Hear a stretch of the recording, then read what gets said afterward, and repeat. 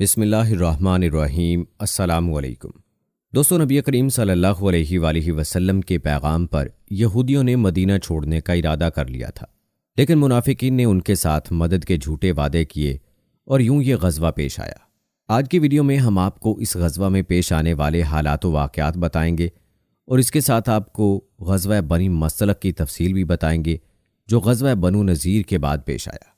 غزوہ بنی مصطلق کے دوران کیا اہم واقعات پیش آئے یہ بھی آپ کو بتائیں گے، بس آپ نے ویڈیو کو سکپ نہیں کرنا اور آخر تک ضرور دیکھنا ہے۔ تو چلیے دوستو ویڈیو کا آغاز کرتے ہیں۔ دوستو، جب یہودیوں نے منافقین کے کہنے پر مدینہ چھوڑنے سے انکار کیا تو حضرت صلی اللہ علیہ وآلہ وسلم صحابہ کے ساتھ بنو نذیر کی طرف روانہ ہوئے۔ کہتے ہیں اس موقع پر آپ صلی اللہ علیہ وآلہ وسلم نے مدینہ منورہ میں حضرت عبداللہ بن ام مکتوم رضی اللہ تعالی عنہ کو اپنا قائم مقام مقرر فرمایا۔ جنگی پرچم حضرت علی بن ابی طالب رضی اللہ تعالی عنہ نے اٹھایا۔ نبی کریم صلی اللہ علیہ وآلہ وسلم اسلامی لشکر کے ساتھ آگے بڑھے۔ شام کے وقت مسلمان بنو نذیر کی بستی میں پہنچ گئے اور وہاں پڑاؤ ڈال دیا۔ ادھر یہودی اپنی حویلیوں میں بند گئے اور چھتوں پر سے تیر برسانے لگے، پتھر گرانے لگے۔ وہ دن اسی طرح گزرا۔ دوسرے دن حضور اکرم صلی اللہ علیہ وآلہ وسلم لکڑی کے ایک قبے گنبد نما سائبان میں قیام پذیر ہوئے جو حضرت بلال رضی اللہ تعالی عنہ نے بنایا تھا۔ یہودیوں میں سے ایک شخص کا نام غزول تھا۔ وہ زبردست تیر انداز تھا۔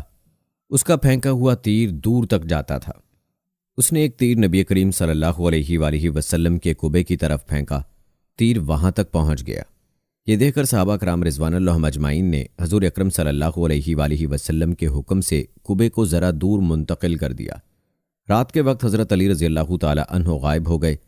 یہ دیکھ کر صحابہ کرام رضوان اللہ اجمعین کو حیرت ہوئی۔ انہوں نے آپ صلی اللہ علیہ وآلہ وسلم سے عرض کیا، اے اللہ کے رسول، علی نظر نہیں آ رہے۔ آپ صلی اللہ علیہ وآلہ وسلم نے فرمایا، فکر نہ کرو، وہ ایک کام سے گئے ہیں۔ کہتے ہیں کچھ ہی دیر گزری ہوگی کہ حضرت علی رضی اللہ تعالی عنہ غزول کا سر اٹھائے ہوئے آ گئے۔ اب ساری صورتحال کا پتہ چلا۔ جب غزول نے آپ صلی اللہ علیہ وآلہ وسلم کے سائبان کی طرف تیر پھینکا تھا، حضرت علی رضی اللہ تعالی عنہ اسی وقت سے اس کے پیچھے لگ گئے تھے اور آخر اس کا سر کاٹ کر لائے۔ اس کے ساتھ 10 آدمی اور تھے۔ وہ غزول کو قتل ہوتے دیکھ کر بھاگ گئے تھے۔ نبی اکرم صلی اللہ علیہ وآلہ وسلم نے حضرت علی رضی اللہ تعالی عنہ کے ساتھ 10 آدمی اور بھی روانہ فرما دیے۔ ان میں حضرت ابو دجانہ رضی اللہ تعالی عنہ بھی تھے۔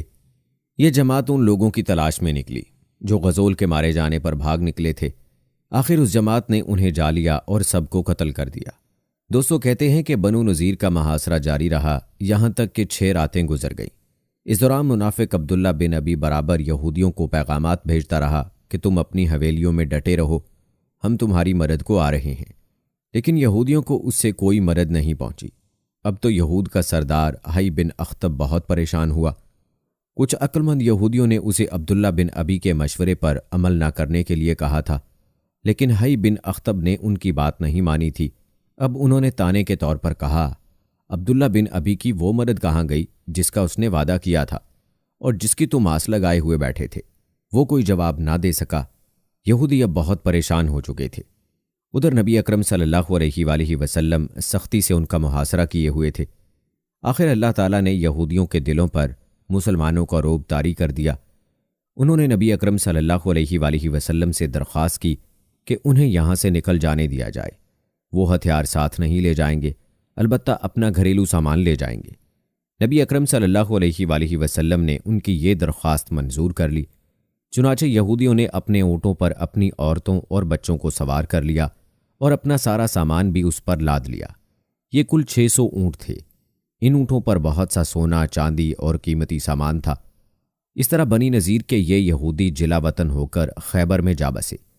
خیبر کے یہودیوں نے انہیں وہاں آباد ہونے میں مدد دی۔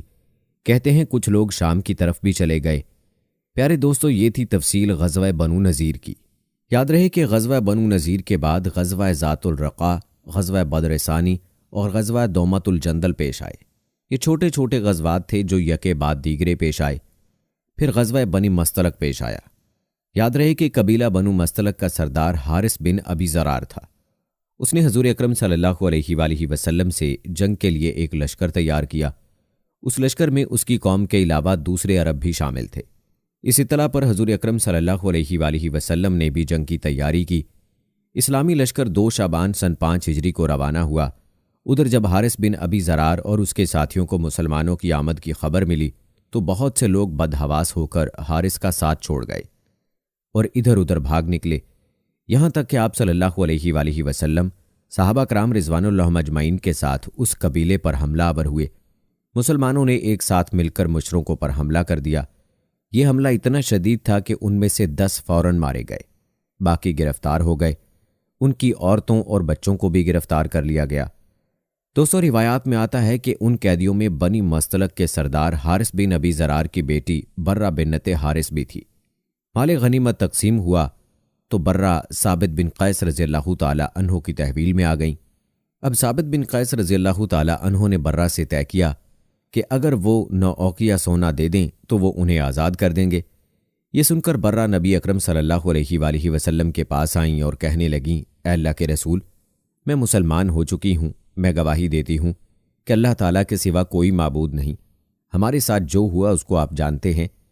میں قوم کے سردار کی بیٹی ہوں، ایک سردار کی بیٹی اچانک باندی بنا لی گئی۔ ثابت بن قیس نے آزاد ہونے کے لیے میرے ذمے جو سونا مقرر کیا ہے وہ میری طاقت سے کہیں زیادہ ہے۔ میری آپ سے درخواست ہے کہ اس سلسلے میں میری مدد فرمائیں۔ اس پر نبی اکرم صلی اللہ علیہ وآلہ وسلم نے ارشاد فرمایا، کیا میں تمہیں اس سے بہتر راستہ نہ بتا دوں؟ برہ بولی، وہ کیا ہے؟ اللہ کے رسول، آپ صلی اللہ علیہ وآلہ وسلم نے ارشاد فرمایا، تمہاری طرف سے سونا میں دے دیتا ہوں اور میں تم سے نکاح کر لوں۔ اس پر برہ بولی، اے اللہ کے رسول، میں تیار ہوں۔ چنانچہ آپ نے حضرت ثابت بن قیس رضی اللہ تعالی عنہ کو بلایا۔ برہ کو ان سے مانگا۔ وہ بولے، اے اللہ کے رسول، میرے ماں باپ آپ پر قربان، برہ آپ کی ہو گئی۔ آپ صلی اللہ علیہ وآلہ وسلم نے انہیں اتنا سونا ادا کر دیا اور برہ سے شادی کر لی۔ روایات کے مطابق اس وقت ان کی عمر 20 سال تھی۔ ان کا نام برہ سے جویریہ رکھا گیا۔ اس طرح وہ ام المومنین حضرت جویریہ رضی اللہ تعالی عنہا ہو گئی۔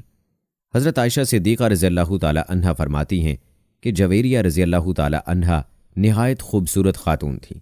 بعد میں حضرت جویریہ رضی اللہ تعالی عنہا کا باپ حارث ان کا فدیہ لے کر حضور اکرم صلی اللہ علیہ وآلہ وسلم کی خدمت میں حاضر ہوا۔ اس فدیے میں بہت سے اونٹ تھے۔ حارث ابھی راستے میں تھا کہ ان کی نظر ان میں سے 2 خوبصورت اونٹوں پر پڑی۔ اس نے ان دونوں کو وہیں عقیق کی گھاٹی میں چھپا دیا اور باقی فدیہ حضور اکرم صلی اللہ علیہ وآلہ وسلم کی خدمت میں پیش کر کے کہا، یہ فدیہ لے لیں اور میری بیٹی کو رہا کر دیں۔ اس کی بات سن کر آپ صلی اللہ علیہ وآلہ وسلم نے ارشاد فرمایا، اور وہ 2 اونٹ کیا ہوئے جنہیں تم عقیق کی گھاٹی میں چھپائے ہو؟ حارث بن ابی زرار یہ سنتے ہی پکار اٹھا، میں گواہی دیتا ہوں کہ آپ اللہ کے رسول ہیں، اس بات کا علم میرے اور اللہ کے سوا کسی کو نہیں۔ اس سے ثابت ہوا آپ واقعی اللہ کے رسول ہیں۔ اس طرح وہ مسلمان ہو گئے۔ حضرت جویریہ رضی اللہ تعالی عنہ کے بھائی عبداللہ بن حارث بھی مسلمان ہو گئے۔ اس کے بعد بنی مستلق کے تمام قیدیوں کو رہا کر دیا گیا، کچھ سے فدیہ لیا گیا، کچھ بغیر فدیے کے چھوڑ دیے گئے۔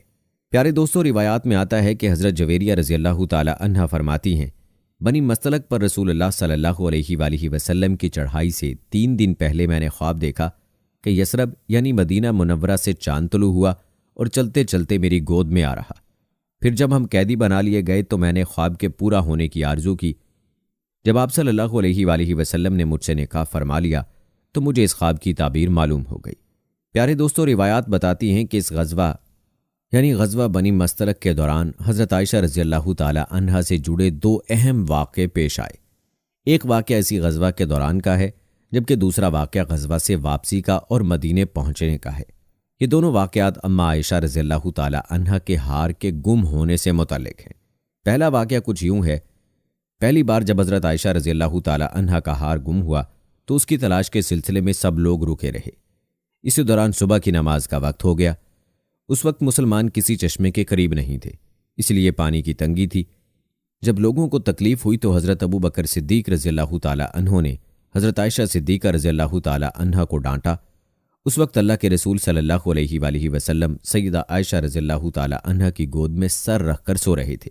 حضرت ابو بکر صدیق رضی اللہ تعالی عنہ نے سیدہ عائشہ رضی اللہ تعالی عنہا سے کہا، تم نے رسول اللہ صلی اللہ علیہ وآلہ وسلم اور سب لوگوں کی منزل کھوٹی کر دی، نہ یہاں لوگوں کے پاس پانی ہے نہ قریب میں کوئی چشمہ ہے۔